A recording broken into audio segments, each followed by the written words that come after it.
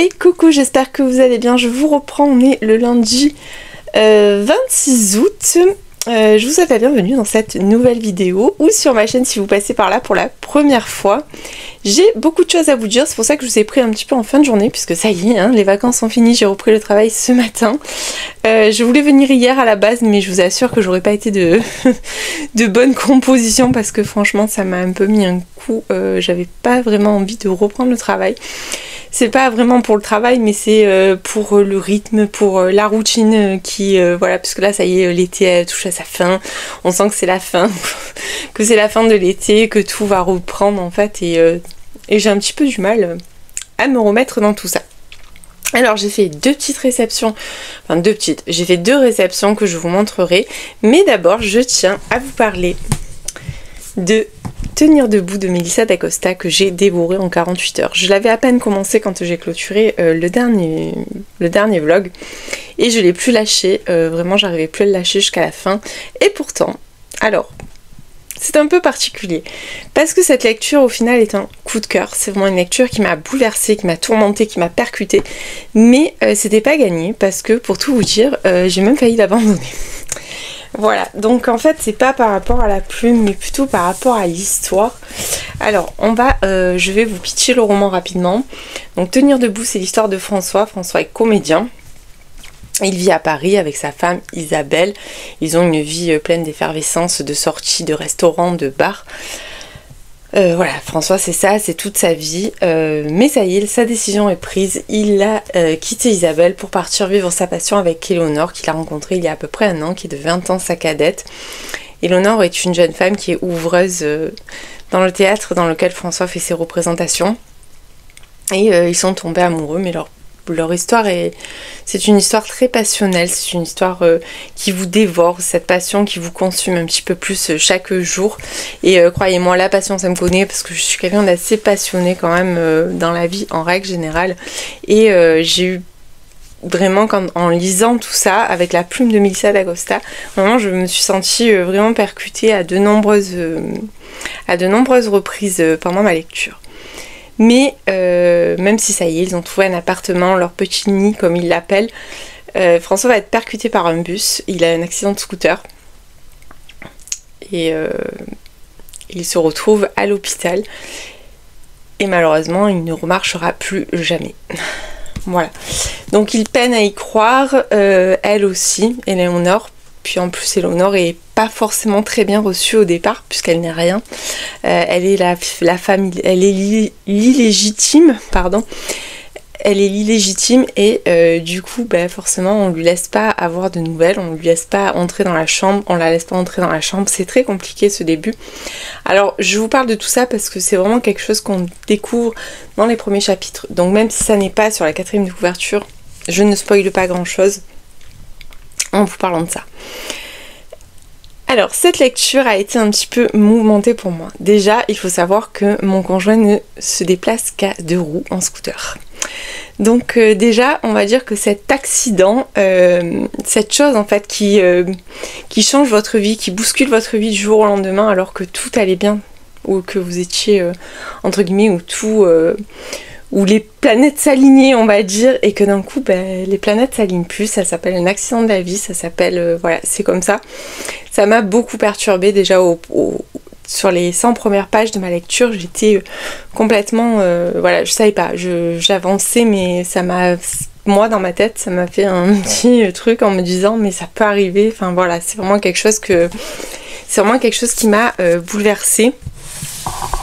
Pendant ma lecture, je vais essayer de caler ça là. Il est très lourd ce livre, vraiment il pèse 1 tonne, c'est un beau petit pavé. Voilà, au moins vous le voyez. Donc déjà, j'ai eu ce petit côté perturbant. Ensuite, il faut savoir qu'on est dans la tête d'Éléonore et de François, c'est un roman choral. Donc on alterne, on a des passages où on est dans la tête d'Éléonore, des passages où on est dans la tête de François. Les chapitres sont très courts, ça s'enchaîne très très vite. Et la plume de Melissa d'Acosta est d'une fluidité incroyable. Elle est d'une justesse, parfois incisive, parfois poétique. C'est vraiment, elle a Elle a ce truc dans la plume, c'est ce que je dis à chaque fois. Alors vous allez me dire oui, tu as aimé son roman parce que c'est Melissa d'Acosta. Non, pas du tout. Parce que comme je vous dis, j'étais même arrivée, je crois, je devais être à peu près à 120, 150 pages. Je me suis dit non mais je peux plus lire ça, il faut que j'arrête. Parce que c'est quand même très plombant comme lecture. C'est une lecture qui m'a bouleversée, j'ai pleuré, j'étais pas bien, j'étais angoissée. Parce qu'on va... en fait, on va faire une autopsie de cette relation finalement. Dans les circonstances actuelles.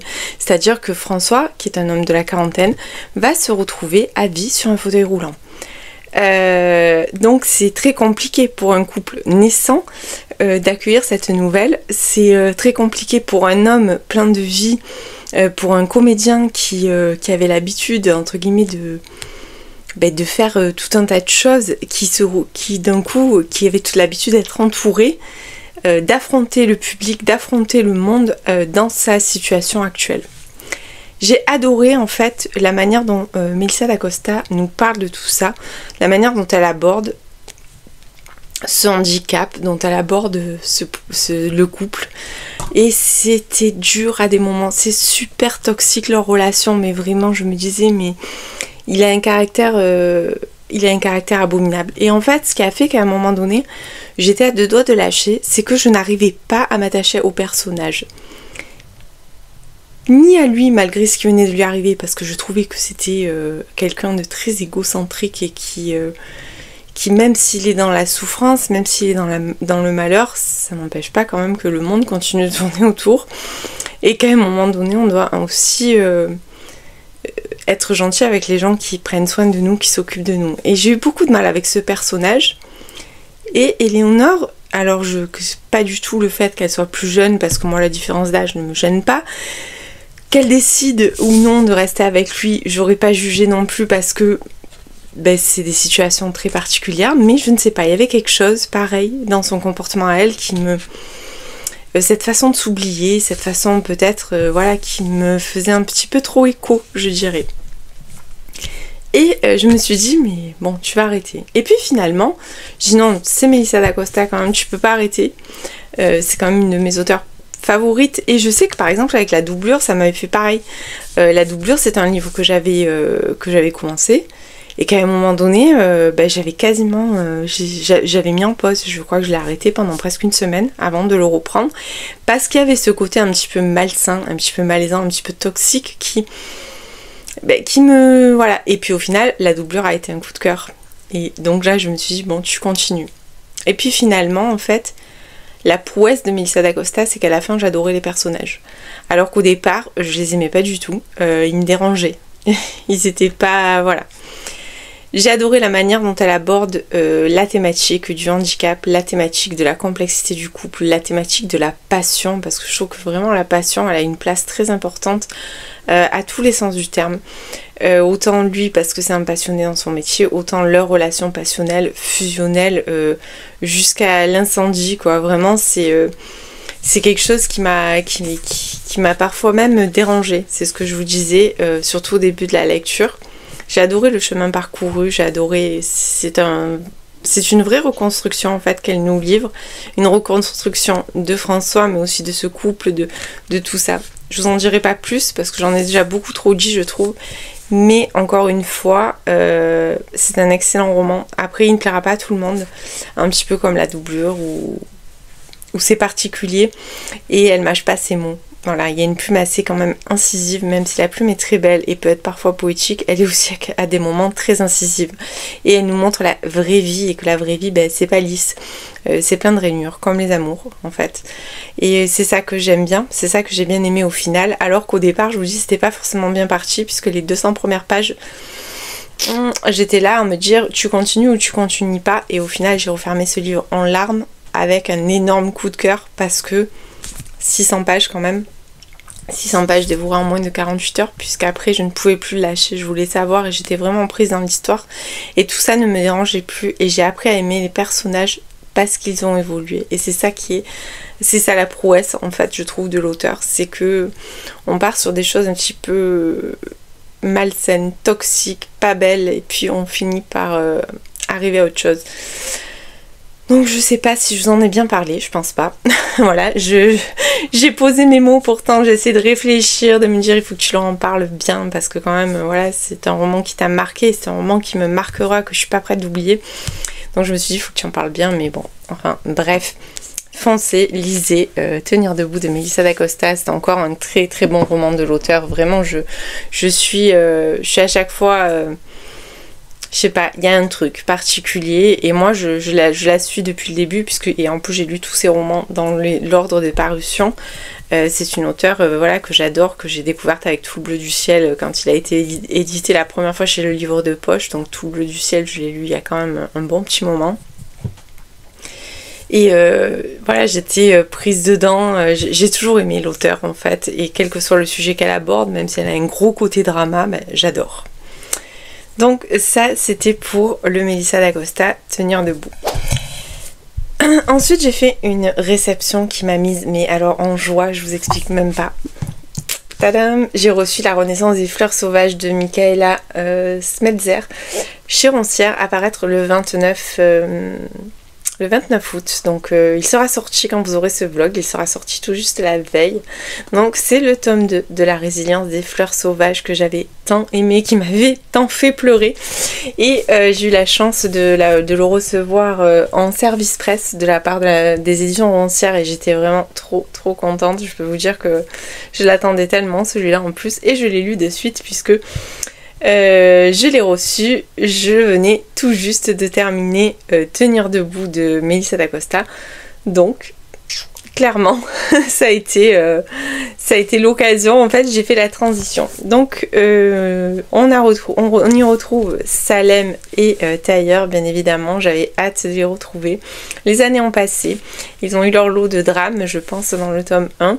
Bien évidemment je ne pourrais pas vous en dire grand chose puisqu'il s'agit d'une suite et j'ai vraiment pas envie de vous spoiler, mais là tout ce que je peux vous dire c'est qu'on les retrouve 6 ans après. Ils ne se sont plus vus, ils ne se sont plus recroisés. Ils sont partis chacun de leur côté avec leur rancœur, avec leurs secrets, avec leur non-dit, avec les choses qu'ils auraient pas dû faire, enfin bref. Ils se retrouvent 6 ans après puisque Salem est obligé de retourner en fait dans son village puisque sa maman est malade. Bon ça je vous le dis, je spoile pas énormément, mais voilà, donc elle y retourne pour ça, puisqu'on le sait dès le premier chapitre je crois de ce tome là. Bon bien évidemment ça vous spoil un peu pour le tome 1. Donc elle va y retrouver sa maman et bien évidemment Tailleur et son voisin, donc à un moment donné ils vont se croiser. Donc sur ça je ne vous en dirai pas plus parce qu'il s'est passé tellement de choses en fait à la fin du tome 2, du tome 1 pardon, que c'est compliqué en fait de vous parler d'un tome 2. Tout ce que je peux vous dire c'est que c'est exactement la fin que j'attendais. Certains la trouveront peut-être un peu trop facile, que la résolution des problèmes a été trop simple, tout ça. Moi je trouve qu'elle est juste parfaite parce que je trouve qu'ils le méritent tellement, et un et l'autre. On est sur des personnages cabossés, on est sur des personnages qui ont été martyrisés par la vie, et je trouve ça très bien qu'ils aient cette fin là. Donc je vous en dirai pas plus. On est toujours sur les tropes Ashgate forcément, puisqu'il n'y en a pas un qui a rattrapé l'autre. On est sur un trope Grumpy Sunshine, Small Town, et surtout, bien évidemment, dans celui-ci, on est sur un trope Seconde Chance et Retrouvailles. Et ça, j'adore. Je pense que c'est vraiment un trope que j'affectionne particulièrement, la Seconde Chance. Je ne sais pas pourquoi. J'aime énormément le trope Seconde Chance et de plus en plus, là, vraiment, celui-ci était juste parfait. Donc sachez que du coup, à partir du 29, vous aurez les 2 tomes disponibles en librairie, et vraiment cette duologie, elle est géniale. Si vous n'avez pas encore lu le tome 1, prenez les 2 d'un coup. Voilà, je vous dis exactement la même chose que ce que je vous ai dit avec Don't Blame Me, Love Me Made Crazy, parce que vraiment, il est génial. Et cette couverture, non mais cette couverture vraiment, elle est trop belle. Alors je vais vous montrer. Bon, vous devez vous en rappeler sûrement, mais le 1 était déjà plutôt pas mal. Mais là, j'avoue que le 2, il est juste top. Voilà, le 2, il est vraiment génial. Donc, allez-y. Bon, je rangerai après. Donc, allez-y, foncez. Alors, ensuite, j'ai reçu une box qui me vient des éditions Addictive. Je suis beaucoup trop gâtée par les éditions Addictive, par les maisons d'édition en général, mais j'étais trop contente. Donc à l'occasion de la sortie du livre, Twisted Academy de Moira Clark. Alors par contre je vais vous dire quand il sort, parce que je crois qu'il sort vers le 15. Celui-ci, non, 19 septembre. Donc celui-ci sort le 19 septembre. Donc déjà la couverture, trop belle, j'adore, je suis complètement fan, je la trouve vraiment trop chouette. Donc à l'occasion ils ont fait une petite box et j'ai eu la chance de recevoir la box et en plus elle est trop chouette. Alors dans la box on a un petit sac à dos qui peut servir de pochette à livres, on peut en mettre plein en plus dedans. Alors là c'est super cool avec le truc Twisted Academy. Bon, je la trouve, il est trop chouette, je trouve le sac. On avait un petit stylo Twisted Academy. On avait une petite enveloppe, pardon, qui apparemment renferme les preuves. Alors je sais pas si elle s'ouvre au final. Oui, elle s'ouvre. Non, elle s'ouvre pas. Oui, elle s'ouvre. Donc il doit y avoir des choses dedans. Parce que du coup, je l'ai pas ouverte. Donc voilà. Donc ça, apparemment, c'est des preuves. Ah oui, d'accord. J'avais pas vu. J'avais pas ouvert, moi. Donc il y a apparemment des choses dedans. Tac. Et également des conversations. Il y a plein de conversations.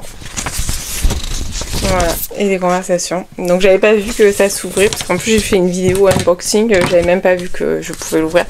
Donc là on a toutes les preuves. Donc je suppose qu'il doit y avoir une enquête. J'ai pas relu la 4e couverture depuis que j'ai choisi au catalogue.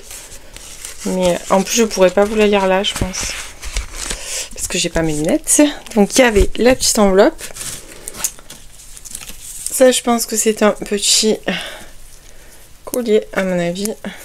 Un tour de cou, je crois que ça doit être. Voilà. C'est un petit tour de cou, ça. Comme ça. Assorti au livre. Un petit porte-clés avec un ballon. Et des petits bonbons. Et en plus, alors les bonbons, j'attends depuis. Je me suis dit non, mais je vais pas les manger avant de montrer toute la box en entier.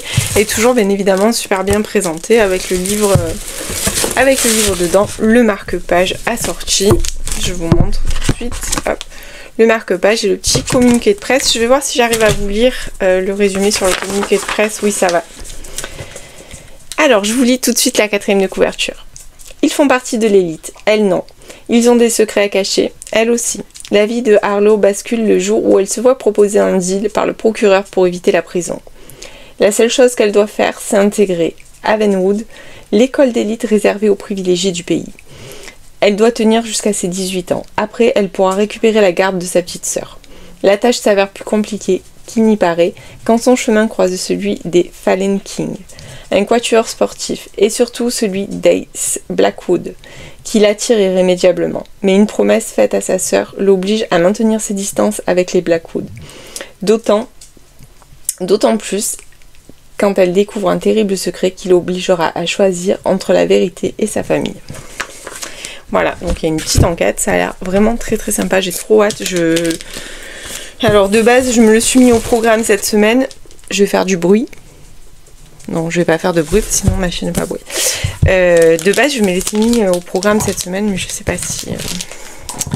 je sais pas si je pourrais le lire cette semaine, mais c'était l'idée en tout cas. Donc ça, c'était pour les réceptions. Sinon, ah oui, j'ai fait quelques petits craquages aussi, mais je vais passer assez rapidement. Donc j'ai craqué pour 1000 morceaux de cœur brisé de Chili Cole. Donc c'est la suite de 1000 baisers pour un garçon. Donc je vais pas le lire tout de suite parce que là, je sens que je vais sortir... les Kleenex, voilà. Donc j'ai pris celui-ci.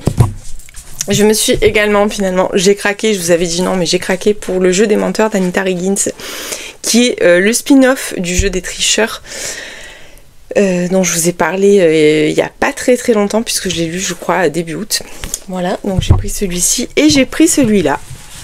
Alors, The Idea of You de Robin Lee, qui est paru aux éditions City. Donc c'est c'est le livre du film, ou le film du livre. Donc je sais pas lequel a été fait en premier. Une histoire d'amour déchirante, le best-seller international qui a inspiré... donc c'est le livre a inspiré le film. Donc voilà, là on est sur une trope Ashgape, j'ai trop hâte. Pareil, je me le suis mis cette semaine celui-là, mais je pense que ça va être compliqué. Puisque comme j'ai repris le travail, forcément je lis beaucoup moins.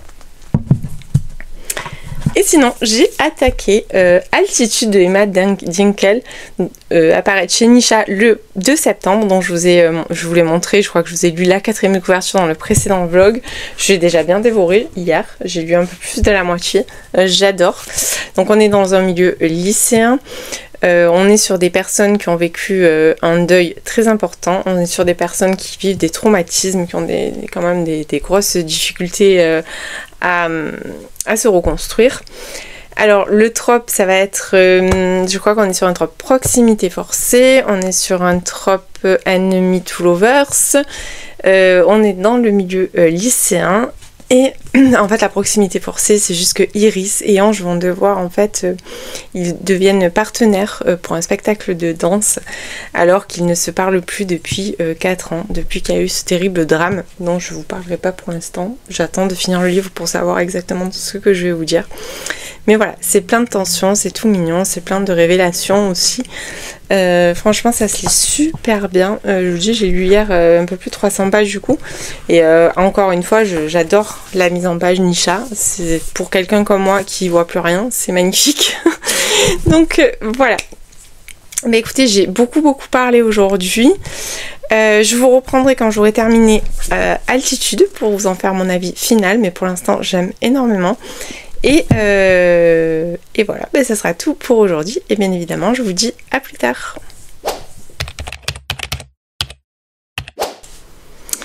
Et coucou, je vous reprends, on est le mardi 27 août. Alors je vous reprends parce que j'avais un petit colis dans la boîte. Donc c'était une petite réception que j'attendais. Et en fait, elle était dans la boîte aux lettres de chez mon voisin. Voilà, merci la poste encore une fois. Vraiment, je suis de plus en plus dépitée par la manière dont ils font, parce que les noms sur les boîtes aux lettres, elles sont côte à côte, certes, mais enfin bon, c'est assez facile de retrouver le bon nom. Bref. Et ensuite, hier soir, j'ai terminé Altitude de Emma Dinkel, apparaître aux éditions Nisha, etc. Le 1er septembre, je crois. Oui, c'est ça, le 1er septembre, donc mardi prochain, dans une semaine. Alors, je vous montre d'abord la petite réception. Je sais complètement de quoi il s'agit. Hop. Et j'avais trop hâte. Vous allez comprendre de suite. Il s'agit de Ils ne furent plus que 9. Donc c'est le 4e tome de la série Cozy Mystery, Les amateurs de romans policiers de C.A. Larmer, aux éditions du Cherche Midi. Donc il est sorti là tout récemment. Je peux pas vous dire la date exacte parce que très honnêtement j'ai pas vraiment la date exacte, mais par contre j'adore, je suis trop fan. Ils ne furent plus que 9.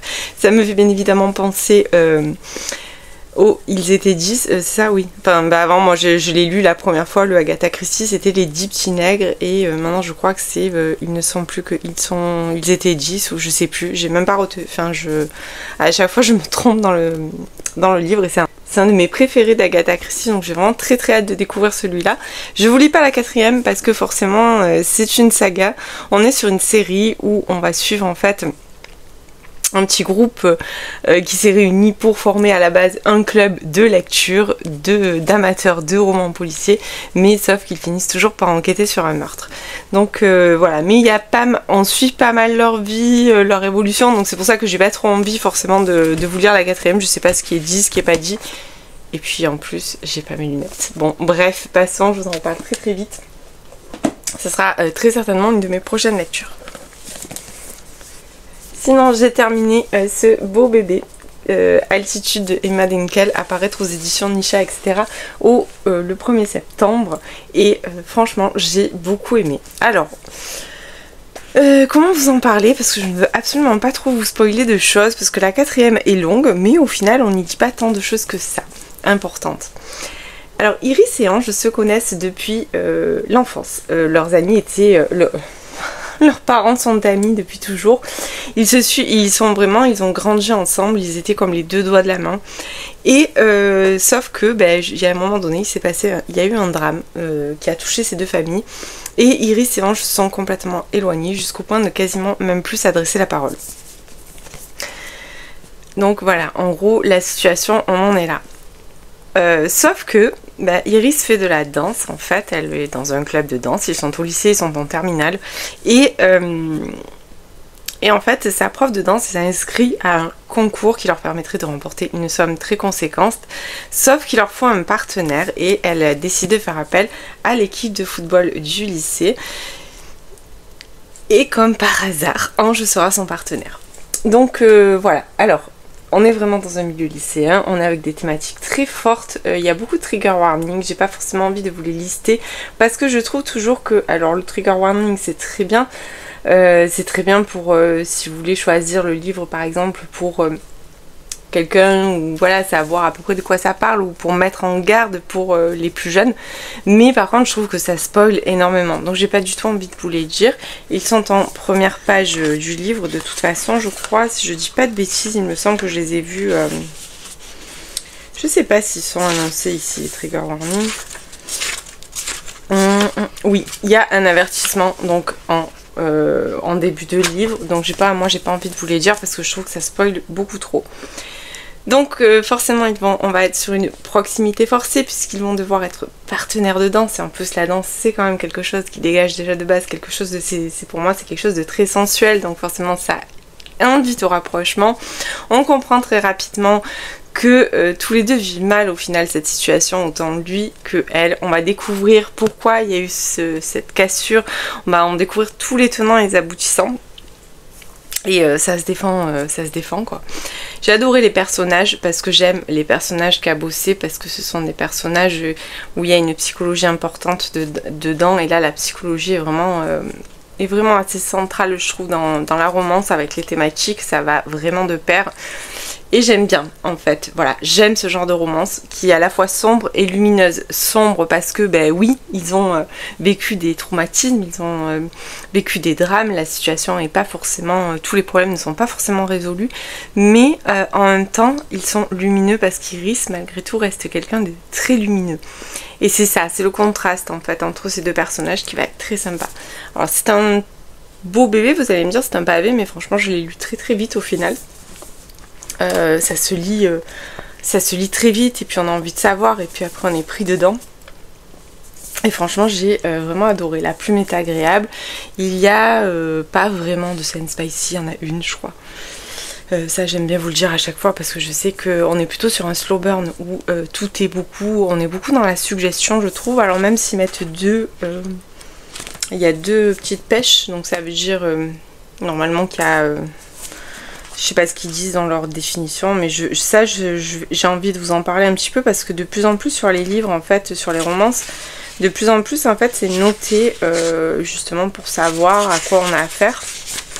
Donc, une pêche sans contenu explicite détaillé, 2 pêches, peu de scènes explicites détaillées, 3 pêches, présence de plusieurs scènes explicites très détaillées. Donc voilà, on reste beaucoup dans le subjectif, dans la séduction, il y a beaucoup de tension, il y a vraiment, et puis c'est l'évolution des personnages est magnifique, je trouve. J'ai beaucoup aimé la manière dont elle fait évoluer. Je trouve qu'elle a vraiment très bien travaillé sur les personnages et sur leur psychologie. Après, bien évidemment, sans doute, on connaît la fin, on le sait qu'ils vont forcément se rapprocher à un moment donné. Il n'y a pas vraiment de surprise dans la new romance, puisque c'est assez rare que ça fait... Oui, à moins qu'il y ait un super drame à la fin, qu'il y en ait un des deux qui meurt. Bon, enfin bref. Là n'est pas le sujet, mais voilà, on est sur quelque chose de beau, on est sur une belle histoire avec plein de thématiques, avec des personnages attachants, à la psychologie bien travaillée. Moi j'ai aimé ce côté à la fois sombre et lumineux. J'ai passé un très très bon moment et j'aurais plaisir à relire Emma Dingle. Il me semble que c'est son premier roman, si je ne dis pas de bêtises, qu'elle a démarré sur Wattpad. Il me semble que j'ai vu passer ça dans les remerciements. Donc voilà. Une chose est sûre, c'est que je vous le recommande si vous aimez ce genre de lecture. En tout cas, pour l'instant, j'avoue que, et c'est pas parce que je suis... c'est pas, encore une fois, c'est pas parce que ce sont des services presse, mais tous les livres que j'ai reçus de chez Nisha m'ont plu. Tous dans un genre à peu près différent, puisque, voilà, j'en ai déjà lu quand même au final. J'en ai déjà lu 2, 3, 6... Oui, c'est ça, j'en ai lu 6 déjà quand même, ça passe vite, ça passe super vite, j'en ai déjà lu 6, j'ai fini d'ailleurs mes SP de septembre je crois, non je dois en recevoir un autre il me semble. Mais j'ai pas eu de déception, il y en a que j'ai plus ou moins aimé. La romantésie était géniale, j'ai adoré, même si ça plaira pas forcément à tout le monde parce que c'est assez lent, on est vraiment sur un vrai slow burn avec une grosse mise en place, un world building assez important, donc c'était La sorcière et le protecteur. Ensuite j'ai lu Soulsmith, j'attends la suite mais j'adore, j'ai adoré vraiment, j'ai beaucoup aimé et voilà, j'ai adoré la duologie de Don't Blame Me et celui-là j'ai aussi aimé. Alors j'avais un peu plus d'appréhension sur celui-là, je suis franche, je suis en toute transparence, j'avais un peu plus d'appréhension parce que ça se passe en milieu lycéen et que des fois j'ai un peu du mal à m'identifier ou à me positionner, mais là j'ai trouvé des personnages assez matures et voilà, on n'a pas la sensation d'être au lycée en fait, donc ça c'était plutôt cool pour moi. Donc écoutez, pour aujourd'hui je vais vous laisser, je ne sais absolument pas ce que je vais démarrer comme lecture ce soir, j'avais prévu un programme mais enfin on verra. Avec moi de toute façon les programmes ça tient jamais très très longtemps, donc voilà, je verrai ce soir quand je rentre et je vous dis bien évidemment à plus tard dans la semaine. Et coucou, j'espère que vous allez bien. On est le mercredi 28 août. Alors je vous reprends parce que j'avais un colis dans la boîte. Donc oui, là c'est vraiment la période je pense où je reçois beaucoup de choses, c'est la rentrée. Alors même si je suis pas une adepte de la rentrée littéraire puisque comme vous avez pu le voir, je reçois rien par rapport à la rentrée littéraire parce que c'est pas du tout mon genre de lecture. Mais par contre je reçois les partenariats habituels en fait reprennent, donc ça je pense que ça me vient voilà de chez City. La couverture est absolument magnifique, je la trouve trop belle. Donc il s'agit de la petite bibliothèque des souvenirs de Kate Storey. Lorsqu'un chapitre se termine, un autre s'ouvre. Je la trouve vraiment très belle cette couverture.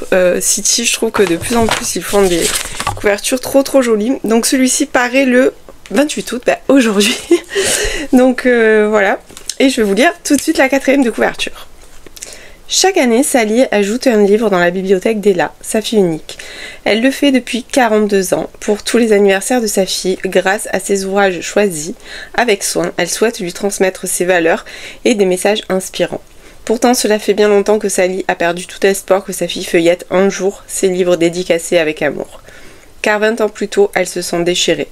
Et Ella est partie, s'enfuyant en Australie sans avoir jeté un regard en arrière, jusqu'au jour où un drame survient, obligeant Ella à revenir dans la maison familiale. La jeune femme découvre alors la bibliothèque que sa mère a constituée pour elle, tel un trésor sur le chemin de la vie. Mais suffit-il de tourner une page pour pardonner et être heureux? Donc vous l'aurez compris, ça me tentait bien, une bibliothèque, des livres, une histoire familiale, bref... Ce livre avait absolument tout pour me plaire, donc c'est pour ça que je l'ai demandé au catalogue. Donc je remercie les éditions City et Eric Poupée si il passe par là. En tout cas, je vous en reparle très vite parce qu'il va faire partie il va certainement... Voilà, on sent que je manque de sommeil aujourd'hui. Car il va faire partie de mes prochaines lectures. La raison de mon manque de sommeil est là. Il s'agit des 7 maris d'Evelyn Hugo de Taylor Jenkins Reid aux éditions Hauteville, donc qui est sorti, alors que je dise pas de bêtises, je sais plus quand c'est qu'il est sorti celui-ci, mais je voulais trouver la date pour savoir depuis quand. Bragelonne 2019. Donc voilà, et 2019 apparemment. Ouais, 2019. Donc il est sorti il y a 5 ans. Moi je crois que ça doit faire 2 ans que je l'ai dans ma palle, puisque ça c'est une réédition en poche, je crois, je sais pas en quelle année. Ils l'ont fait, c'est en 2022, septembre 2022, donc c'est ça fait quasiment 2 ans qu'il est dans ma palle, puisque je crois que je l'avais acheté, il me semble, fin d'année ou un truc comme ça, donc ça fait presque 2 ans qu'il est dans ma palle. Et je me demande bien pourquoi je ne l'ai pas sorti avant. Alors déjà je vous avais présenté, je crois, dans mon précédent vlog, je sais plus, ça devait faire partie de mes lectures pendant mes vacances, je l'avais sorti pour ma pile de la semaine, et puis finalement je l'ai pas lu, puisque je devais le lire avec Aurélie du compte de mon jardin littéraire, et qu'on n'arrivait jamais en fait à être disponible et calé au même moment pour le lire. Cette semaine, j'avais fait tout un programme qui ne sera absolument pas respecté, je tiens à le dire aussi. Je crois qu'il faut que j'arrête en fait de faire des piles à lire et des programmes parce que je ne les respecte jamais. Bon, ça c'est bien évidemment un autre débat. Une chose est sûre, c'est que je l'ai enfin sorti de ma palle. Alors pourquoi il y est resté aussi longtemps? Pour plusieurs raisons. La première raison, c'est que ce livre a fait une hype énorme à un moment donné où tout le monde a dit ce livre est formidable. Après, j'avais très peu de doutes connaissant Taylor Jenkins Reid, puisque c'est là le 3e livre que je lis de l'auteur et que je suis à chaque fois emportée, même si de base le sujet n'était pas forcément pour moi. Par exemple avec les sirènes de Malibu, le pitch ne m'attirait pas plus que ça et pourtant j'ai été complètement happée, je l'ai dévoré alors qu'il faisait presque 500 pages, je l'ai dévoré en 48 heures, enfin bon bref, les vrais amours, le sujet m'interpellait là par contre, et lui je l'ai lu en une journée quasiment, tellement j'étais prise dedans, tellement la plume, elle a vraiment un truc dans la plume et c'est des pages Turner, vraiment. Et celui-ci donc me faisait un peu peur parce que je voyais plein de retours et on ne sait pas vraiment au final, on sait qu'il s'agit de la vie d'Evelyn Hugo, qu'apparemment elle s'est mariée 7 fois, mais on n'a pas tant en fait d'infos que ça, puisque si on lit la 4e, à l'aube de ses 80 ans, Evelyn Hugo, légende du cinéma, est enfin prête à dire la vérité sur sa vie, aussi glamour que scandaleuse. Mais elle ne fera ses révélations qu'à Monique Grant, une jeune journaliste inconnue, un choix incompréhensible. Monique découvre alors, fascinée, l'histoire extraordinaire de cette actrice mariée 7 fois. Une histoire d'ambition, d'amitié et d'amour défendu. À mesure qu'elle recueille les confidences d'Evelyn, elle comprend qu'elle n'a pas été choisie par hasard et que leurs destins sont étroitement liés. Donc ça, on s'en doute bien évidemment, même si c'était pas marqué sur la 4e de couverture, on se doute bien que si une personnalité d'une telle notoriété a fait appel à une petite journaliste pas du tout connue, c'est que forcément à un moment donné il va y avoir un lien. Pour l'instant je ne sais pas du tout, je vous avoue que depuis je cogite, mais j'arrive absolument pas à trouver le lien. Je suis à 150 pages de la fin. Il faut dire que hier soir, voilà pourquoi j'ai sommeil aujourd'hui, parce que je n'ai pas pu lâcher mon livre et j'avais pas spécialement sommeil en plus, donc du coup je l'ai littéralement dévoré. Donc on va faire la connaissance de Monique qui travaille pour un journal très connu et sa patronne lui dit voilà, tu dois aller rencontrer Evelyn Hugo parce qu'elle veut absolument que ce soit toi qui l'interviewe. Donc on part sur ça, on comprend pas bien pourquoi. Monique est la première surprise et je ne vous parle pas de sa patronne qui elle crie au scandale parce que c'est absolument pas normal que ce soit Monique qui soit choisie pour ça. Puis finalement, voilà, parallèlement aussi, on voit que Evelyn Hugo a mis en vente en fait toutes ces grandes robes de couturier, toutes ces grandes robes de soirée, elle les a mis en vente dans une vente aux enchères pour récolter de l'argent pour une association en fait d'aide à la recherche au cancer. Donc on part sur ça. On va faire la connaissance d'Evelyn Hugo qui est un personnage mais j'adore, voilà, j'adore le personnage. Alors au début c'est un peu bizarre, je vous avoue que les 50 premières pages, ben je sais pas, je me disais ouais bon finalement et tout, puis d'un coup c'est parti, mais vraiment elle va nous raconter sa vie et quelle vie. Mais quelle vie, vraiment je suis, c'est passionnant, c'est captivant, la plume de Taylor Jenkins Reid nous embarque mais d'une force incroyable. Et je me demande encore pourquoi j'ai pas lu ce livre avant, parce que je passe vraiment un moment de lecture. Pas que je dirais que ça m'est pas arrivé depuis longtemps, puisque je lis beaucoup, et je lis beaucoup de romans où quand je les referme je me dis waouh c'était génial, comme le dernier Melissa d'Acosta par exemple, mais là il y a un truc en plus, il y a un truc déjà, ça me sort un petit peu de tout ce que je lisais ces derniers temps, puisque j'ai lu beaucoup de romances, j'ai pas forcément lu de romans de cette trame là. Mais là vraiment il y a un truc de fou qui se passe avec ce livre, j'arrive pas à le lâcher vraiment. Hier soir je me disais non mais il faut que tu dormes, mais non en fait j'arrivais absolument pas à dormir, je croyais que j'étais encore en vacances et je pouvais lire jusqu'à 1h ou 2h du matin. Donc j'ai lu très tard et je suis très fatiguée aujourd'hui, bref je compte bien le finir ce soir, c'est obligé, je veux avoir le ferment de l'histoire, parce que je vous avoue qu'à 150 pages de la fin j'ai toujours pas compris le lien entre Evelyn Hugo et entre Monique Grant. J'ai pas compris, voilà, j'ai beau réfléchir, j'ai beau cogiter parce que vraiment je cogite à mort, mais je trouve absolument pas le lien entre les deux. Et finalement, voilà, j'ai besoin de savoir là, je peux plus le lâcher tant que je suis pas à la fin et que j'ai pas trouvé quel était le lien. Sinon, la vie d'Eveline Hugo, c'est juste, je m'attendais pas du tout à ça. Vraiment, voilà, je vous dirai rien parce que moi j'avais pas eu tant d'infos que ça finalement, alors que ce livre a fait vraiment la hype. Alors c'est vrai qu'après à un moment donné je lisais plus vraiment les retours, ou je les écoutais plus forcément parce que j'en avais marre en fait. C'est pour ça qu'il a traîné longtemps, parce que je l'avais trop vu, et c'est pour ça, c'est un peu la même raison que je vous avais dit. Melissa d'Acosta, je sais pas si je vais le lire maintenant au final, et puis bon, ça va, je l'ai lu et puis finalement ça s'est très bien passé. Mais celui-là est resté, je vous dis, ça fait 2 ans que je l'ai acheté. En plus j'avais galéré pour le trouver parce que je ne le trouvais pas. Je le trouvais pas, il était en rupture partout. Enfin bon, bref, on s'en fout, je vous raconte ma vie encore une fois. Mais une chose est sûre, c'est que j'ai trop hâte d'avoir le fin mot de l'histoire. Par contre, vous, le fin mot de l'histoire, bien évidemment, vous ne l'aurez pas. Déjà, je ne vous ferai pas ma conclusion de cette lecture dans ce vlog parce que je suis vraiment très à la bourre. On est mercredi, je sais même pas quand c'est que je vais pouvoir monter le vlog.